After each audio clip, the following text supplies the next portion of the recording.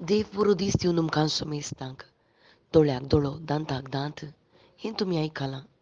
पूण हांव तुमकां सांगता तें तुमी आयका. वय भाव भयणीनो, जेजू नवें जावं हाडूंक आयलो. जेजू बापाचो मोग व्यक्त करूंक आयलो. मात्र न्ही, तो मोग आमी वांटीचे म्हणून तो आमकां शिकयता. आज तो ताच्या उतरांनी तो उलयता. जर तर तुका उजव्या पोल्याक कोणी मारतीत जाल्यार दावो पोलोय दाखय. जर तर तुज्या दगल्याक दावो कोणी मांडतीत जाल्यार सगळो दोगलोच दी. हर एक तूं दी हें सकट सांगता आसतना आमकां हें करूंक साध्य ना मनशाच्या सैमान. पूण केदाळा आमी ताची उतरां मानून घेता आनी जेजू थंय भावार्थ दवरता. हें सगळें पवित्र आत्म्या वरवीं मात्र साध्य. हें जेजू वरवीं मात्र साध्य जालें.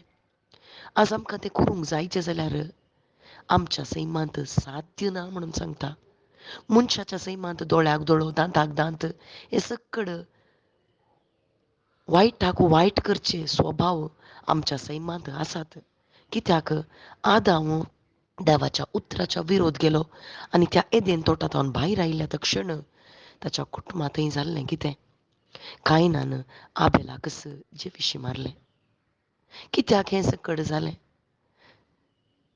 हें सकड ताच्या सैमान जालें, मोसरान जालें, हग्यान जालें. हे सकड स्वभाव आमचे थंय आसात. हें जिखूंक जायना. कायनाक थंयसर सांगलें तुज्या त्या बागलारस पाताक खोंच मार नासा. जागृत कर म्हळ्यार थंयसर ताका तें जिखूंक जावना भाव भयणीनो. त्या मोगांत ताका रावूंक जावना. पूण जेजू क्रिस्त हें सकड काण्ण नवो स्वभाव आमकां दिवंक जेजू क्रिस्त आयलो. ताच्या पवित्र आत्म्याक दिवंक कितें तें ओगडायिल्लें आदावन ताच्या थंयसर सैमांतावन तें परत ताका भावार्था वरवीं पाठीं दिवंक जेजू क्रिस्त आयलो. आज एका पोल्याक जर तर कोणी मारतीत जाल्यार आनीक पोलो दाखोवंक कोणाच्यानी साध्य ना.